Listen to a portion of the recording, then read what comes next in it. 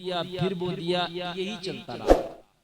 उधर औरंगजेब दक्कन में जंगों में मसरूफ रहा, 14 साल तक ये जंगें लड़ता रहा।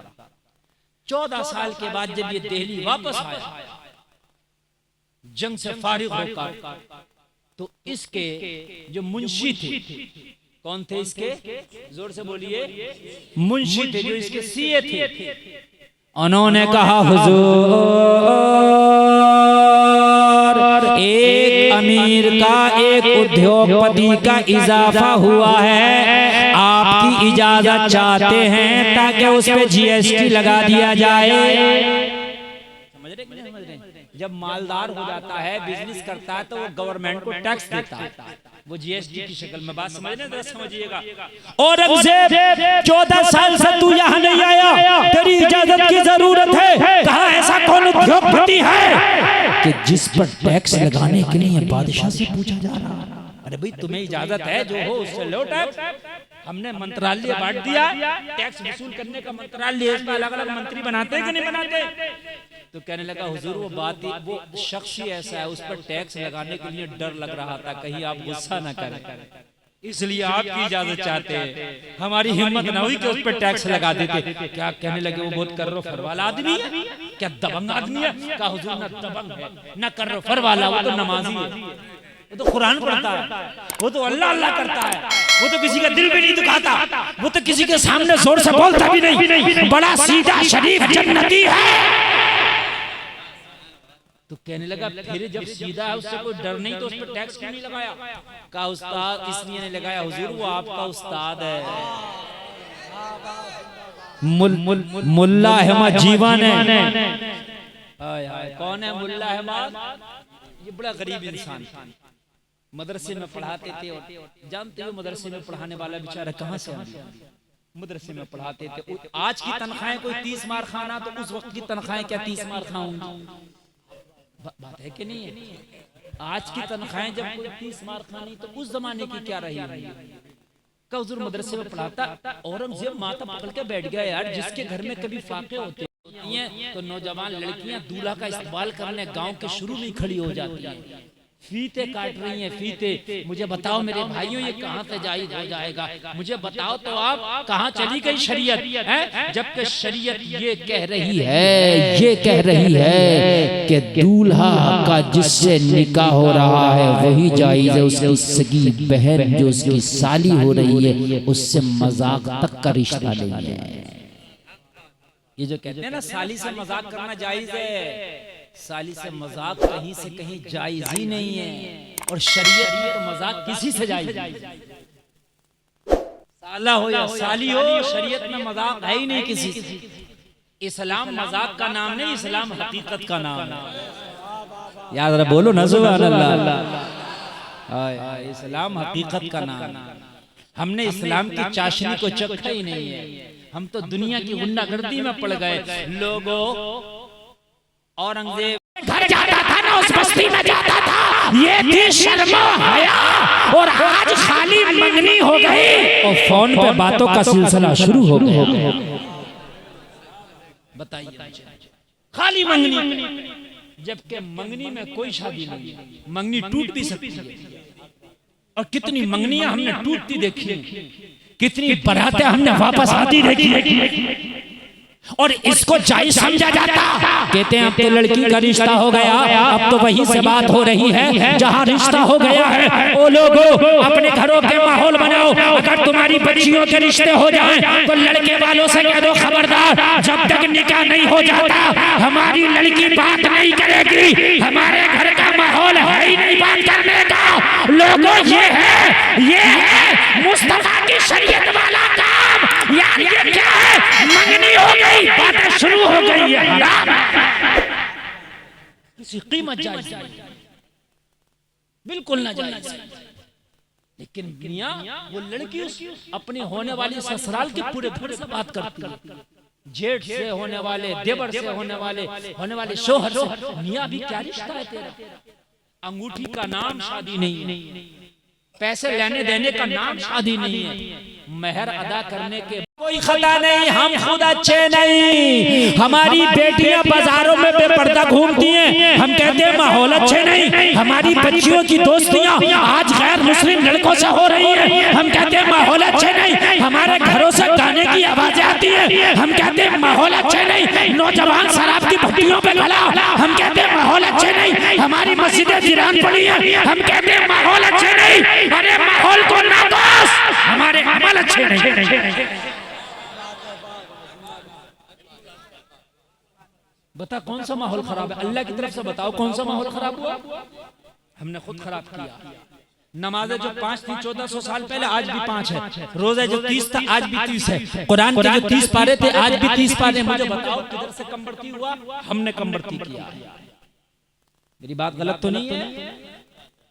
कम बढ़ती हमने किया है। ये मेरे चाचा लोग बैठे हैं, इस बात की गवाही देंगे। इन नौजवानों को शायद पता ना हो, इन्होंने सुना हो, मगर इन चाचा लोगों ने देखा होगा जब आज से 40 साल पहले, 30 साल पहले और 50 साल पहले शादियां होती थी, तो शादी के बाद लड़की की विदाई कुछ दिन बाद होती थी। उस विदाई को क्या कहते थे चाचा?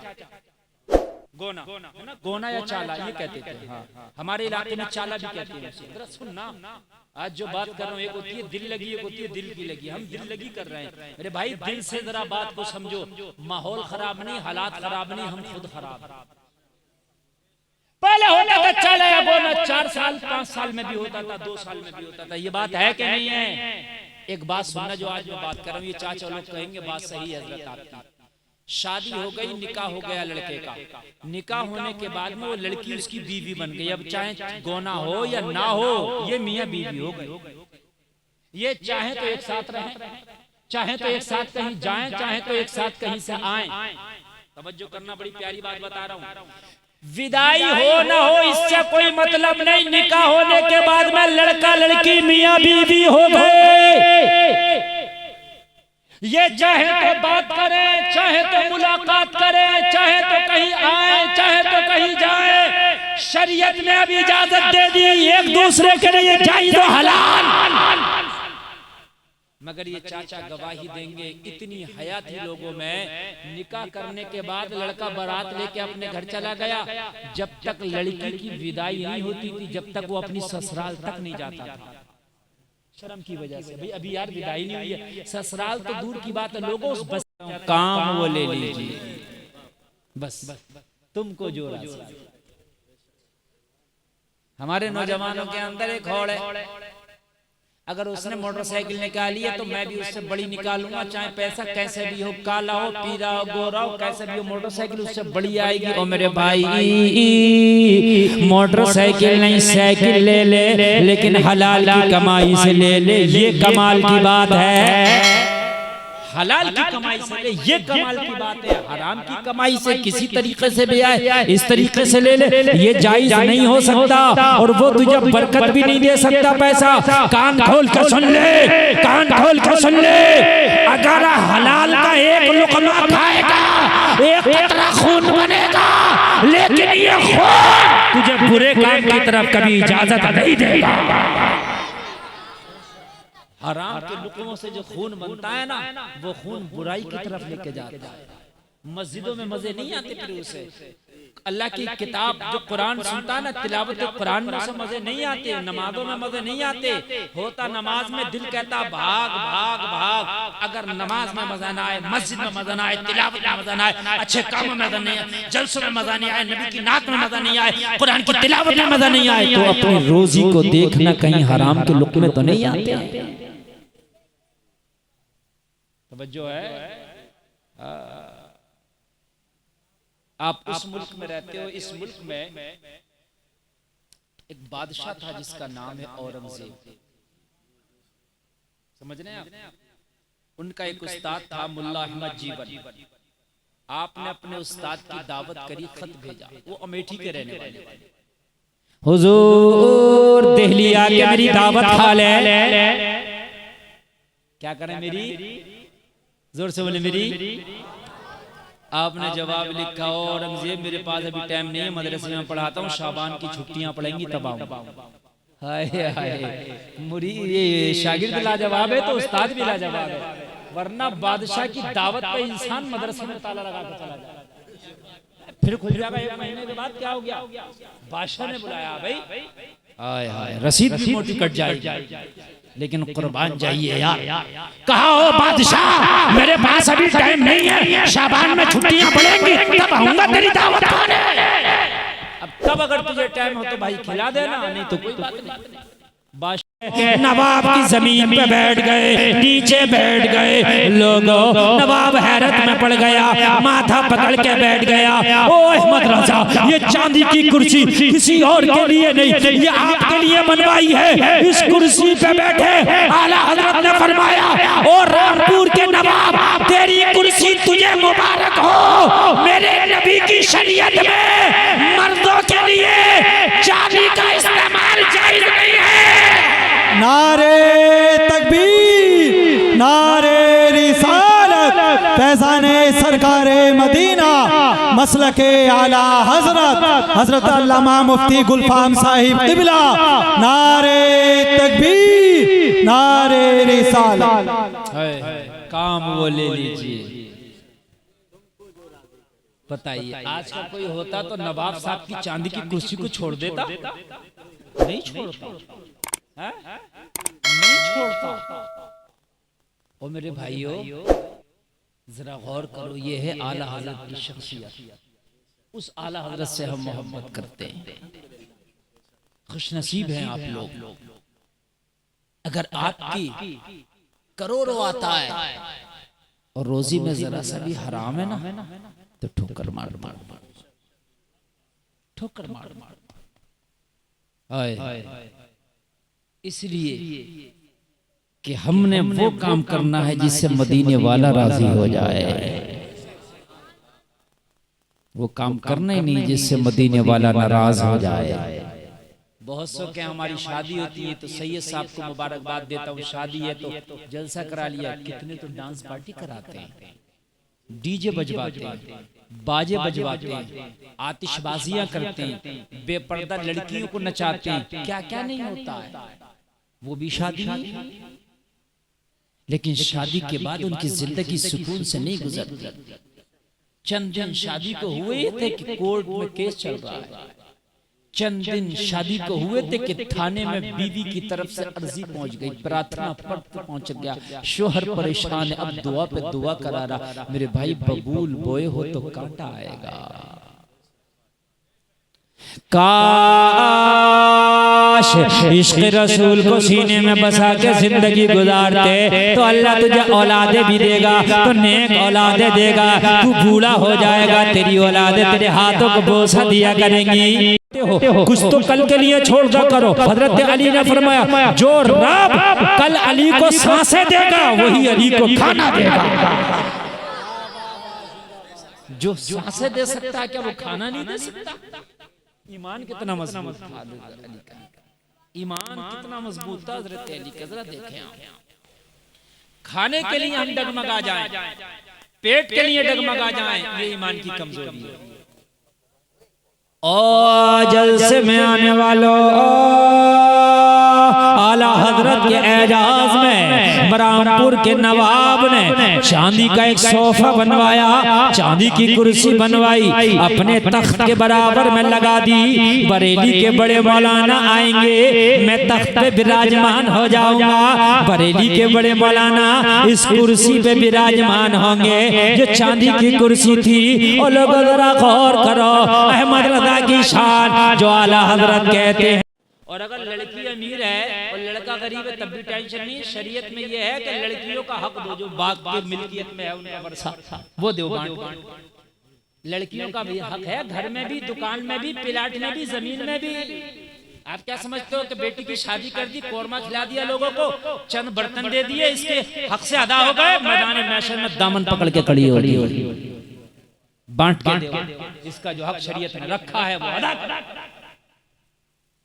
और बेटों के चक्कर में ना पड़ो, बाप की जिम्मेदारी है, खुद चाहे बेटे राजी हो या नाराज रहो, बेटी का हक बांट के ताकि तुम मैदान महशर में न फंसे फिरो।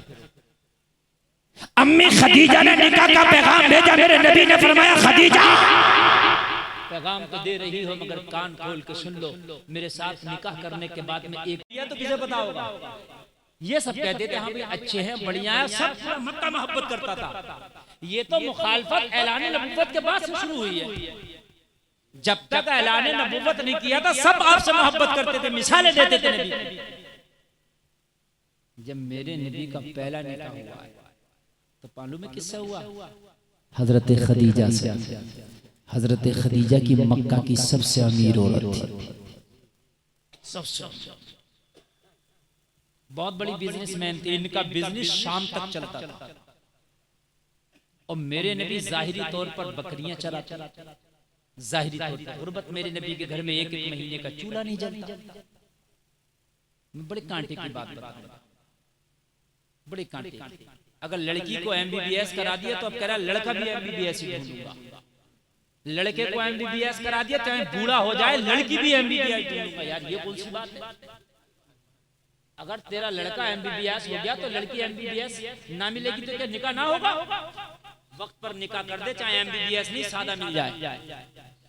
बात समझने क्या नहीं समझने भाइयों? हाँ, ये भी MBBS, ये भी MBBS, ये अपनी MBBS में लगाई, अभी भी MBBS में लगी है। ना बच्चों की देख रेख हो रही है ना घर वालों की हो रही है। पैसा इस पे भी बहुत है, इस पे भी बहुत है, मगर टाइम ना इस पे ना इस पे। बच्चे यतीमों की तरह है, यतीमों की तरह ही ना मीरो। हाँ, ना मैडम को टाइम है ना सर को टाइम है।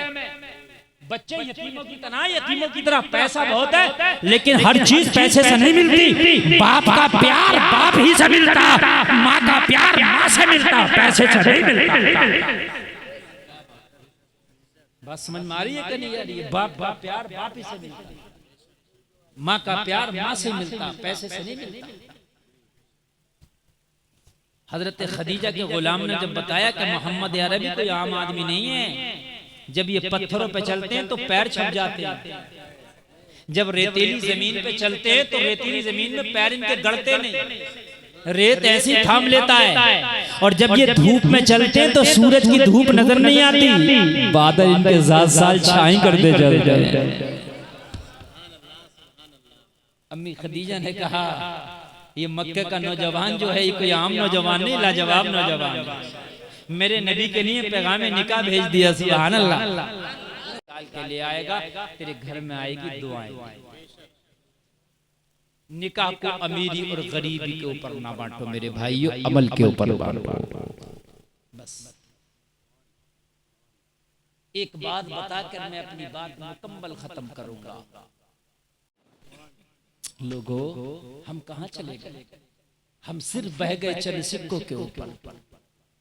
कितने लोगों ने वहाबियों अपने बेटों की शादियां कर ली। जब आके बताया बिचौलिया ने कि बड़ी वाली कार मिलेगी तो ये पूछा ही नहीं जालिम ने कि कार तो मिलेगी लेकिन उसका अमल कैसा है। कार के चक्कर में मुंह फैल गया और सोचने लगा बस जल्दी से शादी होके कार आ जाए। कार तो हो गया मगर तूने अपनी नस्लों को तबाह कर लिया है? वो अंधेरे ही भले थे जो कदम राह पर थे, रोशनी ले आई है मंजिल से बहुत दूर हमें। शादी करो तो ये तो पता लगा लेते हो कि खाना कौन सा मिलेगा, गाड़ी कौन सी मिलेगी, कैश कितना मिलेगा, ये सब पता लगा लिया। ये पता क्यों नहीं लगाया अकीदा क्या है इसका? अकीदा कहता फिर बाद में मैं फंस गया था। मौलाना फंस क्यों गया था? इमाम हुसैन मदीना में बैठे थे और शाम में यजीद बैठा था। हुसैन को, इमाम हुसैन को क्या जरूरत थी? अपना घर छोड़ के गए मगर बोले नहीं, मदीना अगर छूटे तो छोड़ देंगे लेकिन पता लगाएंगे कि यजीद की गुंडागर्दी है कैसी। आप तो कहते मुझे क्या जरूरत है करबला जाने की? यार मैं तो मदीना में बैठा हूँ, अल्लाह अल्लाह कर रहा हूँ, बात कदम है लेकिन पता लगाया। अगरचे पता लगाने में सर कट गया लेकिन पता लगा के छोड़ा। ये बात मैं जो कह रहा हूँ बिल्कुल तारीख की रोशनी में कह रहा हूँ। जब आप करबला को जा रहे थे काफिला लेके तो उधर से खत आ गया था, इमाम मुस्लिम की शहादत हो चुकी थी और आपने खत लिख दिया था कि मेरे भाई हुसैन को ये खत दे देना कि वो ना आए। कूफा वाले बदल गए, बेवफाई कर गए, ये हुसैन के खून के प्यासे हैं, मेरी शहादत हो गई है और ये लोग हुसैन को भी शहीद कर देंगे। ये खत रास्ते में मिल गया था इमाम हुसैन। आप चाहते वापस आ जाते मदीना, लेकिन इमाम हुसैन ने कहा नहीं, जाएंगे और जाके पता लगाएंगे। हम पता ही नहीं लगा रहे। बेटा लो, बेटी दो या बेटी लो, पता पहले लगा लो अमल क्या है, अकीदा क्या है। ठीक है। रही बात माल की तो मैं आपको फिर बता रहा हूं, अल्लाह के देने से अमीर होगा, ससुर जी के देने से अमीर नहीं होगा। इतना बता देंगे। बेटी ने कहा हफ्ते की बात करता है, मिनट भी मत रोक, अभी कह दे कि रिश्ता हमें कबूल है। अभी कह दे रिश्ता हमें कबूल है। अल्लाह अल्लाह, जरा गौर करो। कहने लगा बेटी मैंने तो तुझे सोचने का भी वक्त दिया था, का वक्त नहीं, ऐसा रिश्ता जो आया है इसमें देर ना लगा।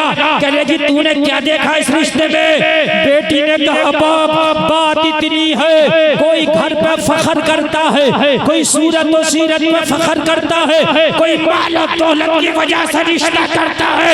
मैं जो रिश्ता कर रही हूँ उसकी फकत वजह ये है, मैदाने में होगा, मियां बीवी को इकट्ठा किया जाएगा, उनकी शादियों के बारे में पूछा जाएगा, किसने रिश्ता कराया है, कराने वाले का नाम भी बताया जाएगा।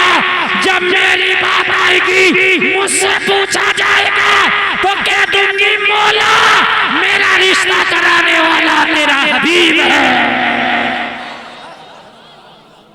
हो सकता है मेरा रब इसी अदा को पसंद कर ले और मेरी बख्श। अल्लाह अल्लाह, मुझे जवाब देना होगा। अल्लाह अल्लाह घर में गया और लोगों घर में जाने के बाद में जरा कान खोल करके सुनो। जाकर के बीवी से पूछा, बीवी ने कहा हमारा और उसका कहाँ मेल जोग है, हम कहाँ वो कहाँ।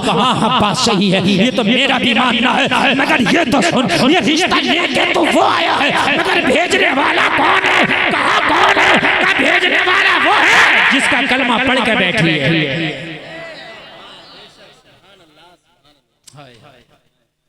तो कहने लगी जब बात इतनी सी है ना तो ये शरीयत है, बेटी से मशवरा कर लो, अगर बेटी की रजामंदी हो तो हमारे कोई एतराज नहीं, और बेटी मना कर दे तो हमें मना करने में भी एतराज नहीं। आका की बारगाह में भी अर्ज कर देंगे या रसूलल्लाह बेटी ने नहीं चाहा।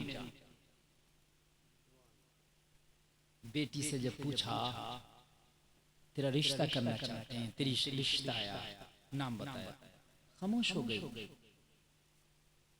उसका और मेरा क्या मेल जो?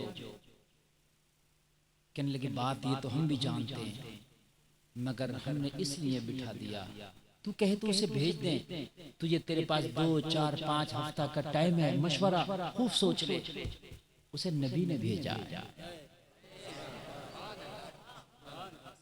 अब तू बता, मैं उससे कह दूं 1 हफ्ते में तू जवाब दे देना। देखिए शरीयत में जबरदस्ती नहीं है, जबरदस्ती मशवरे दोनों से करना जरूरी है। हम लड़कों से तो मशवरे कर लेते हैं, मगर घर में बेटियों से मशवरे नहीं करते। नहीं, जहाँ रिश्ता कर रहे हो बेटी से भी मशवरा करो, बेटे से भी मशवरा करो, इसलिए कि दोनों की रजामंदी का नाम निकाह है। अगर दोनों में से कोई एक भी राजी ना हो तो निकाह नहीं होगा। कहने लगा मैं अपनी बीवी और बेटी से जरा मशवरा कर लो, उसके बाद जवाब दे देता हूँ। कहने लगा चल चल जवाब दे देना, फिर दे देना, मैंने तो पैगाम देना था दे दिया, जब तेरा दिल चाहे दे देना।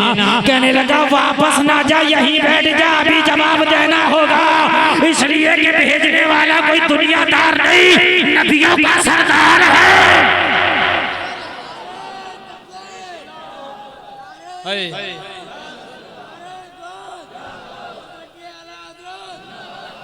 कोई नहीं जाए, बड़ा अच्छा जलसा चल रहा है, और मैं भी जो तकरीर कर रहा हूँ इसी वजह से कर रहा हूँ कि तुम बहुत अच्छी सुन रहा हो। मैं मुबारकबाद पेश करता हूँ, सैयद साहब की शादी का जलसा बहुत कामयाब है, वरना तो हो गई तकरीर, लेकिन मैं इसलिए थोड़ा सा कर रहा हूँ कि आप बहुत अच्छा सुन रहे हो तो थोड़ा सुनाई देता हूँ। तो जो अल्लाह सलामत रखे, तुम चुप करें, खामोश खड़ा है, भेजा तो नबी ने मगर फिर भी शर्म आ रही है। बताओ आने की वजह क्या, मकसद क्या है? कहने लगा आने का मकसद यह है कि आपकी बेटी का रिश्ता लाया।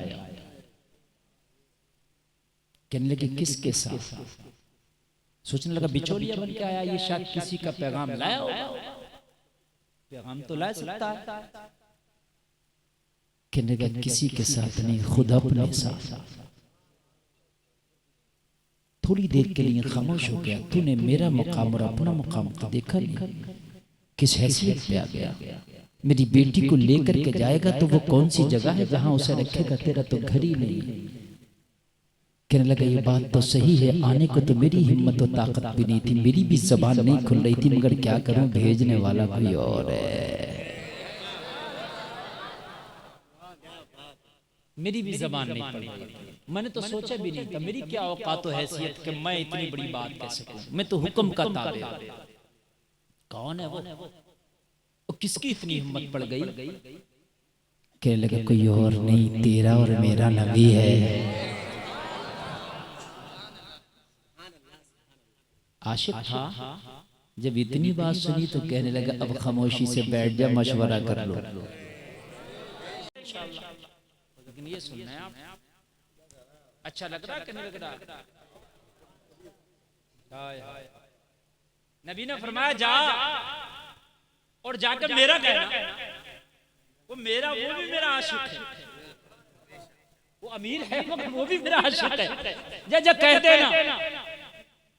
अब वैसे तो हिम्मत नहीं पड़ रही यार, गरीब आदमी इतने अमीर की चौखट पर कैसे चला जाएगा, लेकिन भेजने वाला बहुत बड़ा है। मैंने पूछा कितना बड़ा है भेजने वाला, तो सारी दुनिया खामोश नजर आई।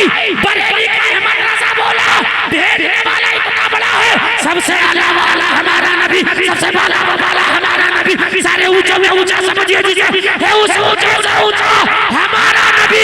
कौन कहता है देने को मुंह चाहिए, देने वाला है सच्चा हमारा नबी। नारे तकबीर, नारे रिसालत, मसलके आला हजरत, फैज़ाने सरकारे मदीना, फैज़ाने गौसे आज़म हजरत अल्लामा मुफ्ती गुलफाम साहिब क़िबला। नारे तकबीर, नारे रिसालत। ऐसा है सारे ऊंचों में ऊंचा समझिए जिसे है उस ऊंचे से ऊंचा हमारा नबी, सारे अच्छों में अच्छा समझिए जिसे है उस अच्छे से अच्छा हमारा नबी। गमज़दों को रज़ा मुर्दा दीजिए क्या है बेकसों का सहारा हमारा। जाओ हाथ मांग लो उसकी बेटी का, मेरा नाम नहीं। हाय हाय हाय, अपने पल्ले तो कुछ नहीं है मगर भेजने वाला बहुत बड़ा। हाय हाय हाय हाय, अल्लाह अल्लाह। करीम मुस्तफा का हुक्म सुना, हुक्म सुनने के बाद अमीर के दरवाजे पे ये गरीब सहाबी आके खड़ा हो गया। दरवाजे पे दस्तक दिया, दरवाजे पे दस्तक दिया, लड़की का बाप निकल के आया। सोचने लगा गरीब है, इसे किसी काम की जरूरत होगी, मजदूरी की तलाश होगी। अमीर के दरवाजे पे कोई गरीब जाता है तो समझ जाता है इसे कोई हाजत है। गरीब तो रिश्तेदारों के फोन भी उठाना पसंद नहीं है, पता नहीं कुछ मांग ना ले।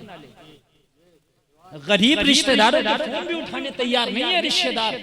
ये है दुनिया, शहद दिखाए जहर पिलाए, कातिल डायन शोहर कुछ, इस मुर्दार पे क्या ललचाया, दुनिया देखी खाली है। और अगर अमीर रिश्तेदार की मिस कॉल भी आ जाए ना तो वापस कर लेता है, और गरीब का आए भी ना तो उठाने तैयार नहीं है। हाय हाय हाय, जाके दस्तक दिया, अमीर बेटी का बाप निकल के आया। कैसे आए हो? खामोश खड़ा है एकदम, कैसे कह दे बात बड़ी है, मुंह छोटा है बात बड़ी है यार। कहने लगा बता कैसे आया है? बोलते ही नहीं। कहा आने की वजह तो बता। ए बच्चा, ये जिस दिन तुमने कहना शुरू कर दिया मुआशरा बदल जाएगा। मौलवियों के चीखने से कुछ नहीं हो रहा, अब तुम्हारे करने से होगा। हम चीख के चले जाएं तुम ना मानो तो क्या हो रहा है? अब तुम अपने आप को बदलो। आज बच्चियां इर्तिदाद का शिकार हो रही हैं। आज बच्चियां गैर मजहब वालों के साथ शादियां कर रही हैं। क्यों? इसलिए कि हमने शादियों को मुश्किल हार्ड इतना कर दिया, फिर कहीं ना कहीं वो उधर जाने पे मजबूर हो रही है। मेरे नबी का एक सहाबी है, लोगों चेहरा काला सा है, आंखें छोटी छोटी हैं, होठ मोटे मोटे, लोगों गुर्बत का ये आलम, कोई बिजनेस कारोबार नहीं, गुर्बत मुफलिसी का ये आलम, अपना घर तक नहीं दर तक नहीं। चेहरा काला, आंखें छोटी, होठ मोटे। चेहरे की मैं नौयत भी आपको बता दे रहा हूं, जो दुनिया में जाहिर तौर पे इस तरह का चेहरा अच्छा नहीं माना जाता। ठीक है, होठ मोटे हो, आंखें छोटी हो, चेहरा रंग काला हो। और फिर बिजनेस क्या है? अपना घर तक नहीं, कोई बिजनेस नहीं। किसी की मजदूरी कर लेता है तो पेट पे खाना मिल जाता है, वरना पेट से पत्थर बना रहता है।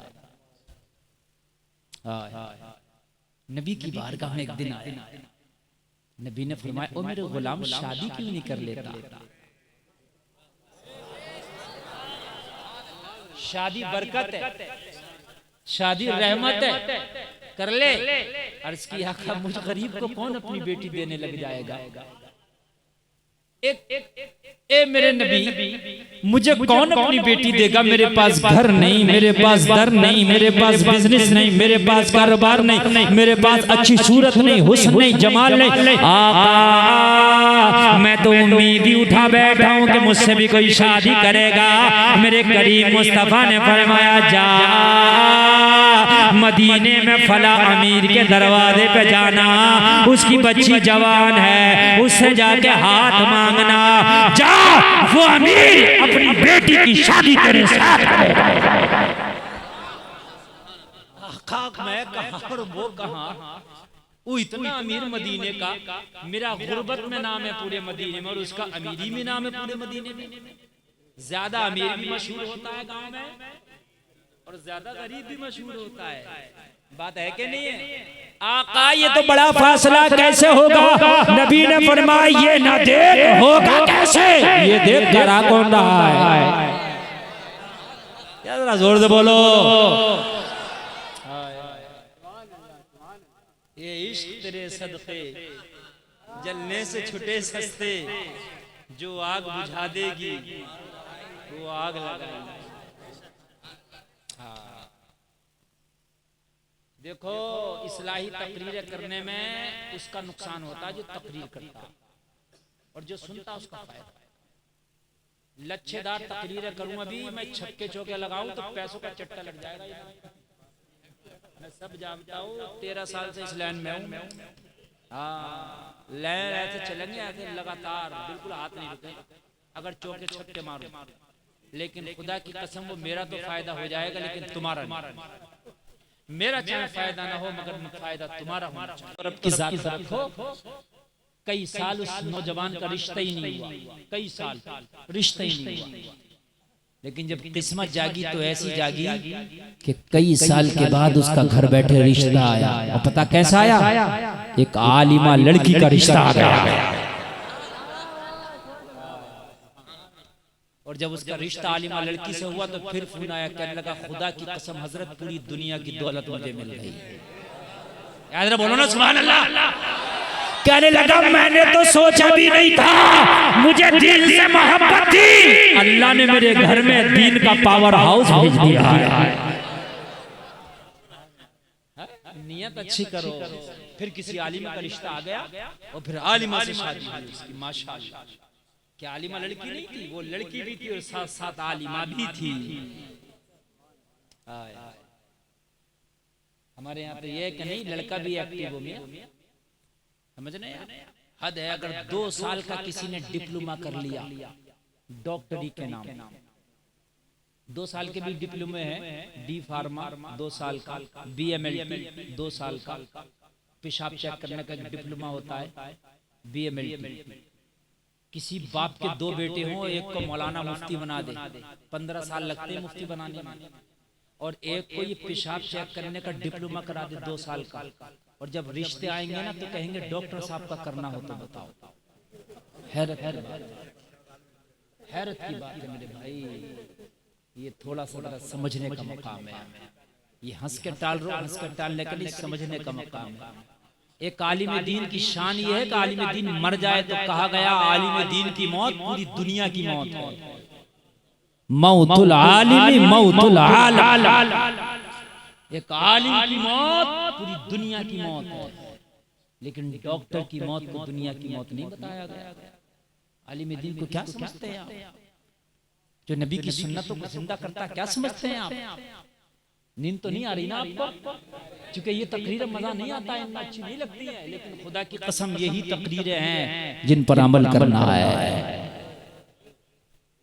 तकरीर मेरी 1 घंटा हो गया, मुझे 1 घंटा बोलना था, लेकिन मैं अभी 5 या 10 मिनट। और आजकल की हमारी बच्चियों के भी इतने दिमाग खराब है, इतना मुआशरा बदला है, नवाब अजहर साहब किसी को रिश्ता बताएं, रिश्ता कर लो, बहुत अच्छा है, लड़का आलिम दीन है, बढ़िया दाढ़ी वाला, तो लड़की कहती है नहीं हमें मॉडर्न लड़का चाहिए। अरे क्या यार बज रहा है। एक नौजवान ने मेरी तकरीरें सुन सुन के दाढ़ी रख ली, बाखुदा समझने की बात है, दाढ़ी रख ली। उस नौजवान के पीछे उसका पूरा खानदान पड़ गया। बोला हजरत मैं क्या करूं, रोता था फोन करके, हजरत मुझे शादी करना है, अब मेरे रिश्ते नहीं आते, घर वाले कह रहे इस दाढ़ी को मुंडा तब तेरा रिश्ता आएगा, तूने दाढ़ी वक्त से पहले रख ली। कहने लगा हजरत मैं क्या करूं, मैंने कहा जिंदगी भर भी कवारा रहना पड़े तो रह जाना, मगर मुस्तफा की सुन्नत को ना मुड़ाना। जोर से बोलो यार सुभान अल्लाह। मैंने कहा नहीं मुड़ाना यार, मैदाने महशर में अगर दुनिया में तुझे बीवी ना मिली तो गुलफाम का वादा है, मरने के बाद में अल्लाह जन्नत में तेरा निकाह हूरों से कराएगा। नारे तकबीर, नारे रिसालत, फैज़ाने सरकारे मदीना, फैज़ाने गौसे आज़म, नारे तकबीर, नारे रिसालत। कहने लगा हजरत क्या करूं, बड़ा परेशान हूं, मेरा बाप मेरे ऊपर प्रेशर बनाता है, मेरी माँ मेरे ऊपर प्रेशर बनाती है, मेरे घर वाले प्रेशर बनाते हैं, तूने दाढ़ी तो रख लिया मगर तेरा रिश्ता नहीं होता। यार कैसा निजाम बिगाड़ कर रख दिया है, क्या दाढ़ी रखना गुनाह हो गया, क्या दाढ़ी रखना खता हो गया, अगर दाढ़ी रख लिया तो उसका रिश्ता नहीं आता है। ओ लोगों कान खोल के सुन लो, कान खोल के सुन लो, नबी की प्यारी सुन्नत है, चेहरे पे दाढ़ियां रखाओ और जब सब रखाओगे तो फिर किधर जाएंगे। लेकिन मालूम है नसीबा जब जागता उसका नसीबा ऐसे रिश्ता नहीं हो, कई साल तक उसका रिश्ता नहीं। वो थोड़ा मॉडर्न घराने से वो लड़का ताल्लुक रखता था, अमीर घर था, मॉडर्न घराना, घर अमीर था, मॉडर्न घराना। अब वो अपने लेवल की लड़की चाहते थे तो जाहिर सी बात है लड़के को जब देखते थे तो रिजेक्ट करते थे, भाई नहीं हम नहीं, ये तो मुल्ला जी, भाई ऐसा नहीं चाहिए। हमारे मुआशरे में जब आएगा दामाद बन के तो भाई हम क्या कहेंगे। समझ रहे हैं आप, जो बड़े लोग हैं जिन्हें अल्लाह ने 4 पैसे दे दिए हैं ना, वो फटे फिर रहे हैं अपने आप में। नहीं देखूंगी तेरी माँ की खांसी, नहीं देखूंगी, अब मेरा घर अलग कर दे, मेरे बस की बात नहीं है इनके साथ जिंदगी गुजारना। तो ये बदमाश बेटा कह रहा होता बाप तू ही मान जा, और जालिम तुझे शर्म नहीं आती। एक दिन वो था कि जब तेरे थूक निकलता था, तू पैजामे में पेशाब करता था, बिस्तर पर लैट्रिन करता था, तो तेरी माँ ने तुझे धुला था रातों में भी।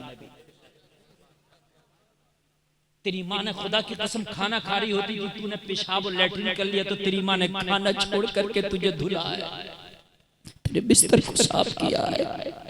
आज तू किस मुंह से कह देता है कि माँ मेरी बीवी चाहती है मैं अलग हो जाऊं, तो माँ तू मान जाओ मैं हो जाता हूं। हाय हाय मॉडर्न है ना, तुझे मानना पड़ेगी इसकी बात। काश दीनदार होती ना तो तेरी माँ को अपनी माँ का दर्जा दे दिया होता, तेरे बाप को अपने बाप का इसमें दर्जा दे दिया होता। कहाँ हो लोगों, किधर हो तुम, और तुम भूल जाते हो अपने माँ बापों को, फिर सिर्फ बीवी तुम्हें याद रहती है। लेकिन खुदा की कसम जिस दिन ये चले गए ना दुनिया से तो पूरी दुनिया भी ले आए तो तेरे ये माँ और बाप दोबारा नहीं आ सकते।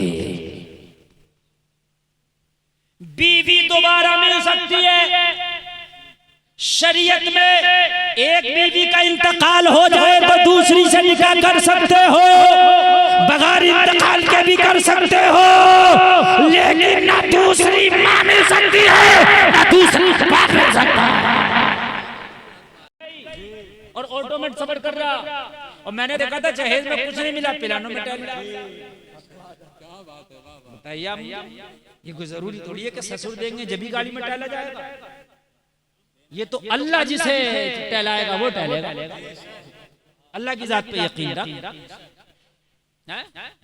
शादी करने से पहले ये देख ले कि वो लड़की कैसी है, दीनदार है कि नहीं है, वफादार है कि नहीं है। ये कौन देख रहा ना, बल्कि सितम वाला सितम ये है कि जो बच्चियां नेक हैं, बाहया हैं, पर्दे में रहती हैं, नमाजी हैं, उनसे रिश्ते करने तैयार नहीं हमारे नौजवान। ये कहते हैं कि नहीं भाई ऐसी नहीं, हमें जरा मॉडर्न किस्म की लड़की चाहिए, वो लड़की पसंद नहीं है। निजाम में कदा कुछ इस तरह बिगड़ा है साकी, उन्हीं को जाम मिलता है जिन्हें पीना नहीं आता। ऑपरेटर साहब जरा आवाज बढ़ाएं, कॉलम का थोड़ा सा जरा आवाज बढ़ाइए। सो गए क्या? कॉलम का आवाज बढ़ाइए। लोगों जरा गौर करो, ये कौन सा निजाम बदल गया, ये कौन सा निजाम आया है मुझे बताओ। आज नेक बच्चियां जो मुसल्ले पे गिड़गिड़ा के अल्लाह से कहती हैं अल्लाह हमें नेक रिश्ते दे दे, वो रिश्ते पसंद नहीं आ रहे। जो बाजारों में जींस पहन के घूम रही हैं, बालों की कटिंग करा के और मेहंदियां लगा के हाथों में बाजारों में घूम रही हैं, उनके पीछे जमाना है कि यार फला जगह मेरा रिश्ता हो जाए। मुल्ला अहमद जीवन से कहा हुजूर मैं रात को मजदूरी करता हूँ, कभी टोपियां बनाता हूँ, कभी कुरान लिखता हूँ। टोपियां बनाने से भी अगर मेरे घर का खर्चा नहीं चलता तो रात में मजदूरी कर लिया करता हूँ, जिससे मेरे बच्चों का पेट पलता है। आय आय काम बोले लीजिए, तुमको जो राजी करे, ठीक हो ना मेरे तुम पे करोड़ों करोड़। हम तो सोचते हैं दौलत कैसी भी आए मगर दौलत आ जाए। लोगों ऐसी दौलत किस काम की जो मैदान महशर में गले का तोक बन जाए। अगर अल्लाह ने तुम्हें अमीरी दी है, माल भी दिया है ना, तो मेरे भाई ज़कात पहले निकालो, लुकमा बाद में खाओ। पहले ज़कात निकाल दिया करो, इसलिए कि वो गरीबों का हक है, वो यतीमों का हक है, वो मिस्कीनों का हक है। अगर तू ज़कात नहीं निकालता तो वो माल भी तेरा गले का तोक बन जाएगा, वो माल भी जहन्नम में ले जाने का सबब बन जाएगा। अरे ज़कात निकालने से दौलत कम नहीं होती, बल्कि दौलत में अल्लाह बरकत फरमा देता है।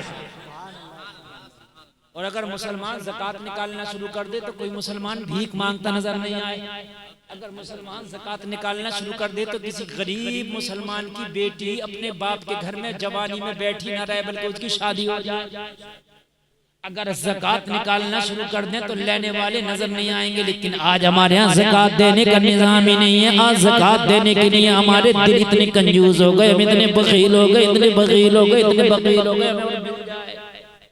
जहेजों के नाम पर टॉर्चर किए जा रहे हैं, ऐसे ऐसे टॉर्चर किए जा रहे हैं, ऐसे टॉर्चर किए जा रहे हैं। बिचौलिया से जो निकाह कराता, शादियां कराता, उससे पूछा जाता है कि भाई रिश्ता तो करा रहा है, ये बता गाड़ी कौन सी मिलेगी, कैश कितना मिलेगा, कौन से लोन में, कौन से मैरिज हॉल में खाना खिलाया जाएगा, और पूरा मेनू चार्ट पहले ही पूछ लेता, खाने में क्या क्या होगा, कितने रहूंगे, क्या क्या होगा। हाय तुम्हें शर्म नहीं आती लोगों। मेरे करीम मुस्तफा ने तो फरमाया था निकाह को आसान करो, आसान करो निकाह करने से पहले ये ना देख के कार कौन सी मिलेगी, बाइक कौन सी मिलेगी, बल्कि निकाह करने से पहले ये देख कि जिससे मेरी शादी हो रही है वो लड़की नमाजी भी है कि नहीं है, बाहया है कि नहीं है, पर्दे वाली है कि नहीं है। सबसे कीमती जहेज अगर तेरी दुल्हन नेक मिल गई ना तो इससे कीमती जहेज ही नहीं हो सकती। इसलिए कि इनकी कोकों से जो बच्चे पैदा होंगे, अगर ये नेक है तो खुदा की कसम अगर नेक औरत है उसकी कोक से जब पैदा होने लगा, बादशाह जब छत टपकने लगी तो मेरे रजिस्टर भीगने लगे। मैं और मेरी बीवी पूरी रात परेशान रहे। रजिस्टर इधर से उठा के इधर रखते तो इधर भी छत टपकने लगती, इधर से उठा के इधर रखते तो इधर भी छत टपकने लगती। हम पूरे घर में परेशान थे। रात इसी तरीके से हमारी गुजर रही थी, छत ज्यादा टपकने लगी। मेरी बीवी ने कहा अगर रजिस्टर भीग गए तो सारा हिसाब किताब गर्क हो जाएगा। बादशाह ने हिसाब लिया तो हिसाब कहाँ से दोगे, अगर कोई मजदूर मिल जाए तो बुला लाओ ताकि जल्दी जल्दी सारे रजिस्टर उठा के ठिकाने लगा दिए जाए। मैंने कहा रात में कौन मजदूर मिलेगा। मेरी बीवी ने कहा एक बार तो देख ले, क्या पता कोई मिल जाए। कहने लगा औरंगजेब जब मैंने अपने दरवाजे से बाहर मुंह निकाला, तेज की बारिश हो रही थी, तो मेरी दीवार से चिपक के कोई नौजवान खड़ा था। मैंने कहा नौजवान इतनी बारिश में रात के आलम में कैसे खड़े हो। नौजवान ने कहा मजदूर हूँ, घर में फाका है तो इसलिए मजदूरी करने ऐसे मौसम में भी निकल आया। शायद कोई मिल जाए ऐसे में भी। मैंने कहा चल मेरे रजिस्टर उठा के एक जगह रखवा दे, मैं तुझे तेरी मजदूरी दूंगा। कहने लगा औरंगजेब जब वो आया रात का आलम है, बड़ी तेज की रात थी, मैं उसको देख न सका, बड़ी गहरी तारीकी थी, मैं उसका चेहरा पहचान न सका। आने वाले ने मेरे रजिस्टर उठा करके जहाँ पर मैं रखना चाहता था वहाँ रखना शुरू कर दिए। सारी रात काम करता रहा।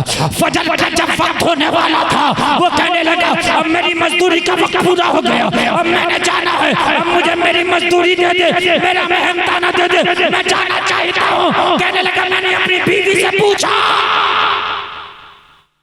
ये मजदूर जाना चाहता है, अगर कुछ हो तो दो। तो मेरी बीवी ने चवन्नी निकाली कि सिर्फ आज हमारे घर में ये चवन्नी, इसके अलावा कुछ नहीं। मैंने कहा उस मजदूर से मेरे घर सिर्फ चवन्नी है, तू दिन में आ जाना, अपनी मजदूरी ले जाना। मजदूर ने कहा मुझे दिन में तो मोहलत ही नहीं मिलती और बहुत काम करता हूँ, ये चवन्नी ही दे दे, इसी में मेरा काम हो जाएगा। कहने लगा बादशाह सलामत, वो चवन्नी मैंने अपने उस मजदूर को दे दी, मुझे पता ही नहीं वो था कौन। औरंगजेब ने कहा वो मजदूर को जो इसका हिसाब संभालता था, आमद और खर्च दोनों रजिस्टर में लिखता था। उस जमाने में ऑनलाइन का जमाना नहीं था, कंप्यूटर का जमाना नहीं था, रजिस्टरों में लिखा जाता था। रतन लाल को बुलाया गया। औरंगजेब ने कहा अल्लाह अल्लाह जरा गौर कर। कहा औरंगजेब ने 1400 साल पहले का रजिस्टर निकलवाया। 14 साल पहले, 14 साल पहले, 14 साल पहले दावत की थी ना, 14 साल तक तो जंगों में रहा। 14 साल पहला रजिस्टर निकलवाया और निकलवाने के बाद में कहा उस तारीख को निकाल। उस साल की वो तारीख निकलवाई। कहा उस तारीख में ये एक चवन्नी तेरे पास कहां से आई थी? अब 14 साल पहले की चवन्नी का हिसाब तक उसके पास। रतन लाल ने कहा बादशाह आज तक एक एक पैसे का हिसाब मेरे पास है, मगर उस चवन्नी का हिसाब आज भी मेरे पास नहीं है। मैं भी चक्कर में, और बादशाह मैं भी डरता था कि तू उस चवन्नी का हिसाब ना ले ले, और आज तूने ले लिया। पूरी बादशाहत का हिसाब कहेगा तो चुटकियों में दे दूंगा, मगर वो जो 1400 साल पहले उस तारीख की चवन्नी की बात कर रहा उसका हिसाब ना दे सकूंगा। मुल्ला अहमद जीवन भी हैरत में पड़ गए, या अल्लाह ये कैसी बातें चल रही हैं, इतनी बड़े हिंदुस्तान का बादशाह चवन्नियों के हिसाब ले रहा है। और इसका कैशियर भी कितना सच्चा है कि सारे हिसाब है मगर उस चवन्नी के लिए आज तक डरता है। बादशाह ने कहा चवन्नी का किस्सा बता।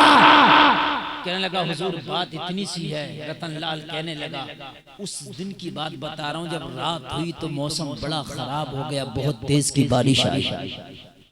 जब बहुत तेज की बारिश आई तो जितना पानी मेरे घर के बाहर बरस रहा था उतना ही पानी मेरी घर की छत से टपक रहा था। एक बात माइंड करने की है, जो हुकूमत का सारा पैसा लेखा जोखा अपना पास रखता होगा तो वो कितना बड़ा मंत्री होगा, हैं? लेकिन घर कैसा है कि आसमान जब बरस रहा बादल तो जितनी बारिश बाहर है उतनी उसके घर की छत टपक रही है। यार कैसी हुकूमत चलाते। अरे नंगे पैर आ जा, पैर में तेरे छाले पड़ जाएं, लेकिन खुदा की कसम किसी का सोने का भी चप्पल ना उठा के लाया। हज करने के बाद ऐसे हो जाता है जैसे आज माँ के पेट से जन्म लिया। अल्लाह तमाम साबिका गुनाहों को माफ फरमा देता है हज करने के बाद में, और तू वहां चोरी करने के लिए जा रहा। कहा औरंगजेब ना अल्लाह अल्लाह। औरंगजेब ने कहा मुझे तो पूछना है। तो मुल्ला अहमद जीवन ने कहा औरंगजेब अगर तुझे कुछ पूछना है तो मुझे भी तुझसे कुछ पूछना था। कहा हुजूर आपके हर सवाल का जवाब दिया जाएगा, पहले आप बताइए इतनी अमीरी कहाँ से आई। और जलसे में आने वाले सुनो, अगर अल्लाह चाहे तो कतरे को दरिया बना दे, और अल्लाह चाहे तो दरिया को कतरा बना दे, अल्लाह चाहे तो अमीर को गरीब बना दे, और अल्लाह चाहे तो गरीब को अमीर बना दे। ये उसके दस्ते कुदरत में है, वो जो चाहे कर दे। तुम अगर हराम तरीके से अमीर बनना चाहो और उसने नहीं चाहा तो कितना भी हराम कमा लो अमीर नहीं बनोगे। और अगर हलाल तरीके से आप बनना चाहो उसने चाह लिया तो वो एक लम्हे में तुम्हें अमीर बना देगा। ये तो अल्लाह के ऊपर है।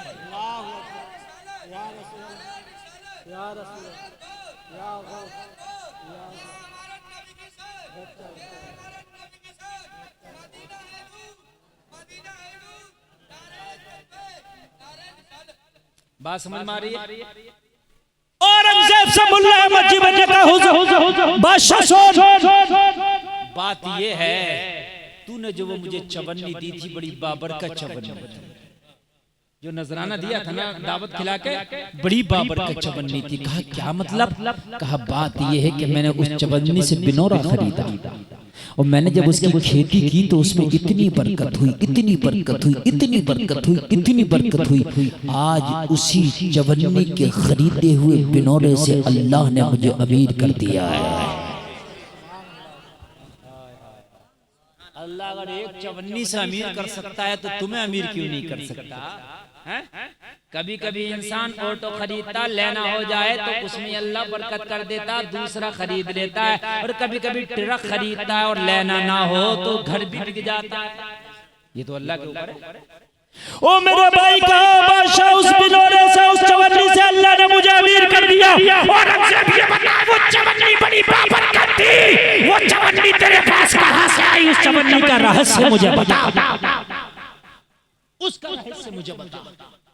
औरंगजेब ने इतना सुना तो आंख में आंसू आ, आंख